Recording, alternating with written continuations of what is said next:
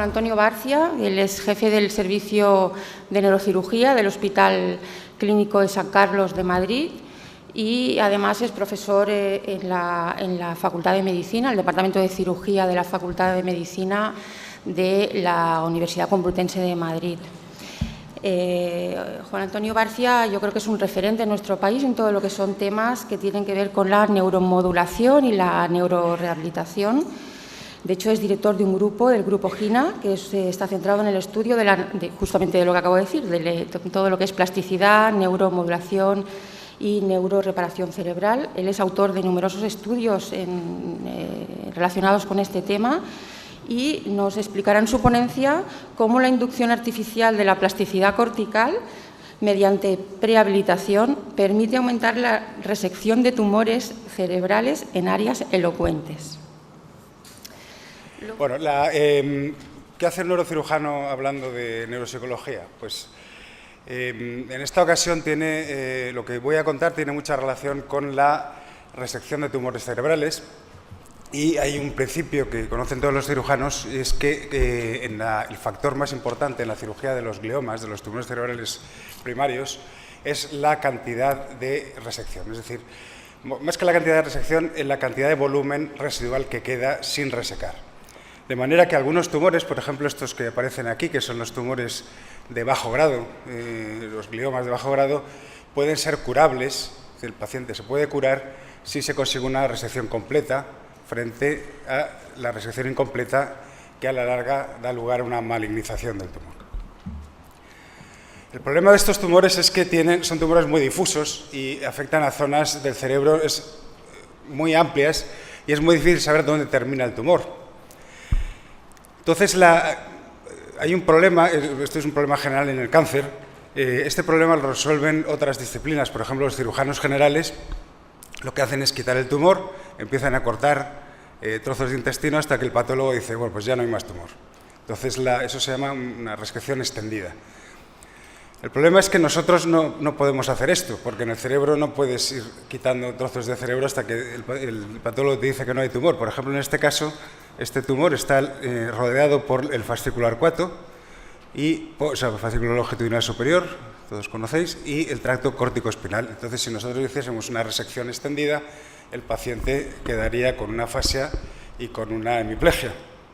Eso no queremos que ocurra. Pero ¿qué ocurriría si nosotros fuésemos capaces de limpiar la función de esas zonas de manera que otras zonas del cerebro fuesen capaces de soportar esa función, de manera que nosotros pudiésemos hacer una resección extendida porque esas zonas no soportasen la función? Bueno, supongo que conoceréis todos a Álvaro, porque, bueno, si no os lo presento, es amigo mío, porque él es valenciano también, coincidimos en Valencia, y él se ha dedicado a estudiar la plasticidad cerebral utilizando estimulación magnética transcraneal, y entre los muchos experimentos que ha hecho hay uno que es muy pertinente para lo que os voy a contar, y es que él cogía individuos que nunca habían tocado el piano, voluntarios sanos y amusicales, ¿no? Y entonces les medía la extensión de la representación de los dedos en el área motora primaria y les ponía a tocar el piano, les enseñaba a tocar el piano, y al cabo de una semana les volvía a medir la representación de los dedos y había crecido unas 10 veces.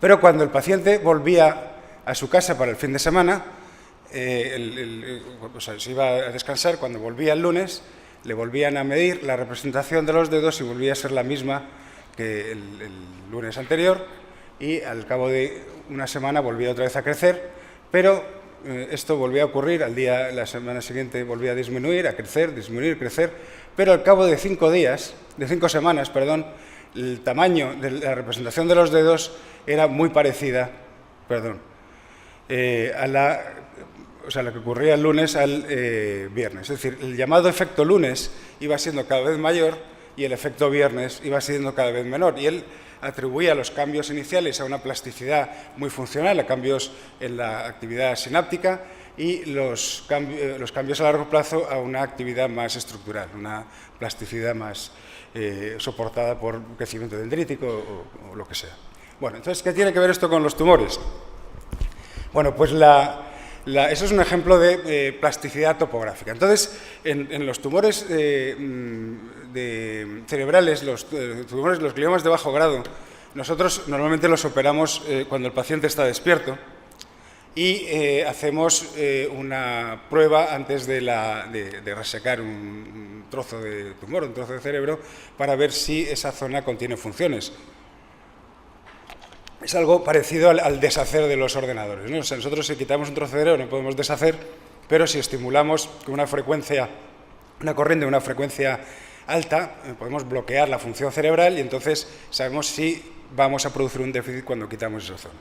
Bueno, pues un neurocirujano que es Santi Gil Robles, que estuvo de residente con nosotros y luego estuvo con Gilles Dufaux en Francia, en Toulouse, publicó un par de casos en los cuales se demostraba que en pacientes que tenían tumores en áreas elocuentes se les había hecho una primera cirugía y no se había podido resecar todo el tumor porque contenían función, el propio tumor contenía función.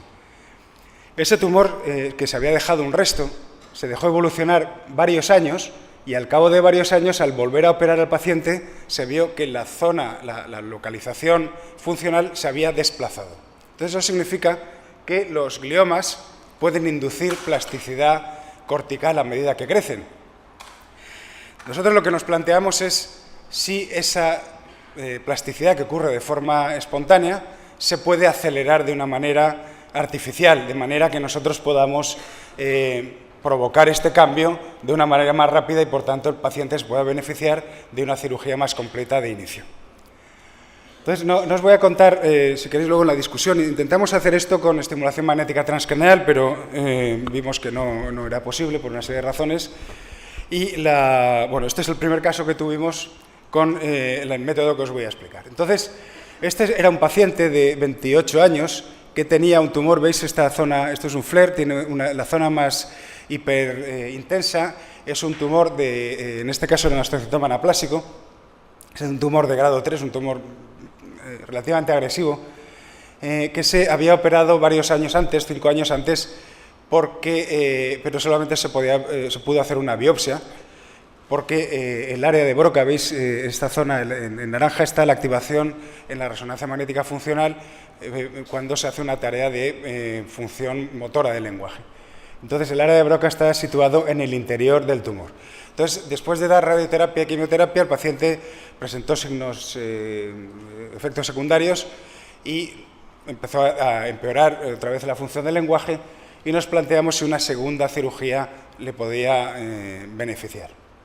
Lo que hicimos fue, operamos al paciente despierto, entonces el sitio donde hay numeritos son zonas donde al estimular se evoca un déficit del lenguaje, puede ser una falta de denominación, una parafasia semántica, una anartria, en fin, cualquiera. Con lo cual nosotros pudimos solamente quitar esta parte del tumor. Ahora veréis que el tumor era más extenso, pero al hacer esto, al terminar la cirugía, le colocamos una manta de electrodos que son los que utilizamos para monitorizar las funciones en cirugía de la epilepsia. Pusimos la manta encima, cerramos la craniotomía, el paciente salió con un par de electrodos temporales por fuera de la herida y al cabo de una semana hicimos un mapeo estimulando a través de los contactos y vimos que esto es el tumor, esto es la manta que os he contado, la zona que habíamos resecado era esta de aquí y estas zonas en amarillo eran zonas que al estimular se producía un déficit de lenguaje. Bueno, entonces lo que hicimos fue bloquear estas zonas funcionales utilizando una corriente umbral, de manera que solo se produjese un pequeño déficit de lenguaje, de forma que el paciente pudiese rehabilitar. Es decir, lo que hacíamos era estimular, ir subiendo la estimulación hasta que el paciente no podía hablar, bajábamos la estimulación hasta que el paciente podía hablar, pero con dificultad, y durante todo el día el paciente estaba haciendo ejercicios de logopedia. Entonces, vimos, la estimulación estaba en marcha continuamente, 24 horas al día siguiente volvíamos a medir el umbral, pero vimos que este umbral iba aumentando al cabo de los días y llegó un momento en el que no pudimos elevar más la estimulación porque se producían efectos secundarios motores. Entonces, en ese momento os acordáis que el área de Broca estaba situada en el lado izquierdo, el lado derecho de la pantalla. Los radiólogos nos hacen estas jugadas. Bueno, pues hicimos una resonancia magnética de control y vimos que la actividad del lenguaje estaba soportada por el lado derecho del cerebro. Entonces, bueno, esto es lo que apareció, nadie se lo creía. Esto en realidad no significa que el área de Broca migre de forma física, sino que el lado derecho está activándose mientras el paciente es capaz de hablar, o sea, sin déficits, y el área contralateral está suprimida. Entonces, reoperamos al paciente, en las zonas que previamente eran elocuentes habían dejado de serlo y pudimos hacer una resección prácticamente completa del tumor. Entonces, esto lo hemos repetido en una serie de 5 casos. 5 casos porque son pacientes difíciles bueno, en primer lugar, son relativamente raros, pero es difícil conseguir que nos envíen pacientes de este tipo. Es una serie que llevamos realizando desde hace 5 años. Llevamos un caso por año. Y como veis, es una serie muy heterogénea, hay distintos diagnósticos histológicos, distintas edades. Bueno, todos son son de dominancia izquierda, pero distintos diagnósticos, distinta localización. Algunos son frontales, o sea, de la circunvalación frontal inferior izquierda, otros temporal superior, otros en el área precentral. Pero lo que es común a ellos es que el tumor está invadiendo una zona elocuente y en una primera cirugía no se puede hacer una resección completa. Entonces, el paradigma del estudio es, en una primera cirugía se hace una técnica estándar, es decir, se quita lo que se puede quitar y lo que no se puede quitar no se quita, utilizando una cirugía despierta. Se coloca una manta, en el caso de que quede un resto de tumor, y durante un tiempo, que suelen ser 3 semanas, se va produciendo este proceso que os he contado. Es decir, el paciente va rehabilitando mientras se va suprimiendo de forma progresiva la función en la zona del tumor y luego se vuelve a operar con los mismos criterios que en la misma cirugía. Es decir, la segunda cirugía sigue exactamente los mismos criterios de resectabilidad que la primera. Entonces, os voy a contar un poco un breve flash de lo que ha pasado con los pacientes.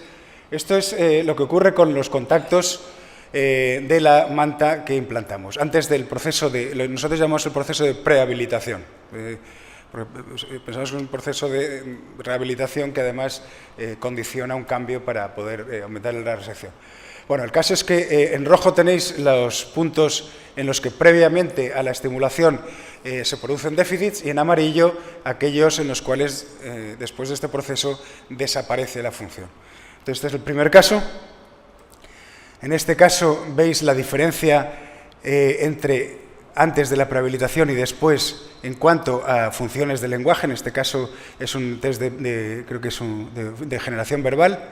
Y esta es el cambio y la diferencia estadística y la diferencia entre la extensión del tumor antes de la cirugía, después de la primera cirugía, cuando hacemos la primera resección, colocamos la manta, después de la segunda cirugía y varias semanas después de la cirugía. Con lo cual, prácticamente la resección es completa en este caso. Entonces, esto es un segundo caso que era muy malo porque era un tumor muy extenso, que tenía sobre todo una alteración de la función del lenguaje. Esta es la diferencia.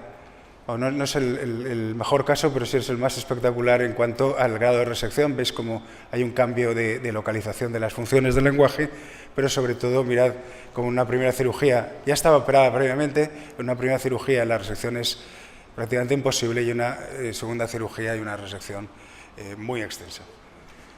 Este es un caso de un tumor del área sensitiva del lenguaje, del área de Wernicke, en el cual también la función sensitiva del lenguaje se limpió prácticamente en esa zona, se localizó en el lado contralateral, en el hemisferio contralateral, y se pudo hacer una resección bastante extensa del tumor. Este es un caso motor, un tumor del área motora primaria, en el cual también hubo una más que un paso al lado contralateral, lo que hubo en este caso fue una reorganización de la función en el mismo hemisferio, y esto permitió hacer una resección también bastante extensa del tumor, prácticamente completa.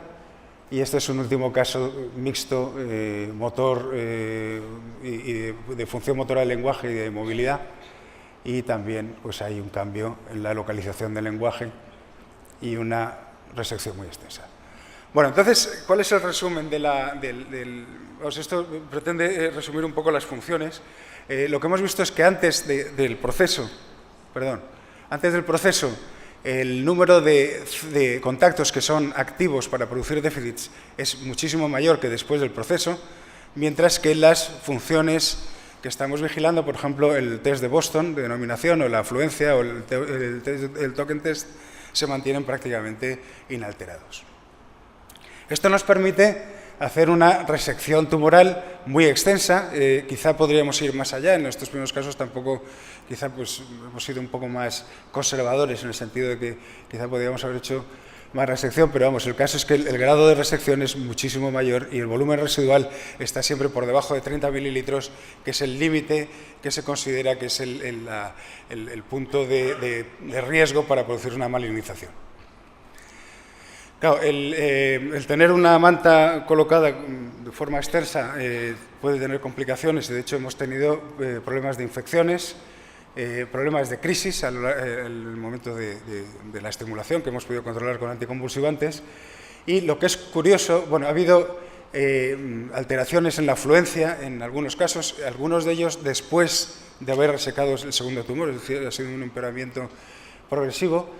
Y una cosa curiosa es que algunas funciones que no hemos controlado han empeorado, o sea, las funciones que no se han rehabilitado sí que han empeorado después de la resección. Pero, bueno, entonces, ¿qué es lo que estamos haciendo? Pues posiblemente lo que estamos haciendo es acelerar un proceso que ya está haciendo el tumor. No sabemos si va a ocurrir esto en áreas que no sean tumorales, áreas sanas, pero el mecanismo es similar a la restricción del movimiento de rehabilitación. Sabéis que los rehabilitadores lo que hacen es restringir el movimiento de un miembro sano para que el enfermo empiece a ponerse en marcha. Aquí lo que pensamos es que el lado, o sea, zonas sanas toman parte del funcionamiento de las funciones que se están perdiendo en las zonas enfermas. ¿Qué es lo que vamos a hacer? ¿Qué es lo que estamos haciendo? Aparte de intentar conseguir más casos, pues vamos a empezar. Una de las aplicaciones de estas técnicas sería en la cirugía de la epilepsia, que también existe un problema importante en la resección en zonas elocuentes, y luego estamos intentando aplicarlo a otros tumores que están localizados en otras localizaciones, por ejemplo, aquellos que afectan a la memoria, y estos son dos casos que tenemos pendientes de operar. Son tumores de bajo grado que afectan a la amígdala, hipocampo, en el lado izquierdo, y tienen alteraciones de memoria, y una resección de estos tumores podría producir una amnesia, con lo cual estamos haciendo este trabajo con este software que nos cede esta empresa de forma gratuita. Por eso lo pongo aquí en agradecimiento a la empresa Neuron. Y como conclusión, es posible acelerar la plasticidad que ya de forma natural inducen algunos tumores. Es una serie limitada y, por supuesto, para poder sacar conclusiones serias tendríamos que tener una serie más larga y controlada. Pero, en fin, este es el sitio donde trabajo, el Hospital Clínico de Madrid, al que estáis invitados a venir cuando queráis. Y estos son los colaboradores más importantes de este trabajo: Marcos Ríos, neuropsicólogo, Paola Rivera y mis psicólogas que trabajan habitualmente. Yo siempre suelo estar rodeado de psicólogos, lo cual yo creo que es bueno para mi salud intelectual. Y os invito a venir al Congreso de Neurocirugía Europeo de Neurocirugía, que será en Madrid en octubre de este año, por si queréis saber alguna cosa más de lo que hacemos los neurocirujanos. Muchas gracias.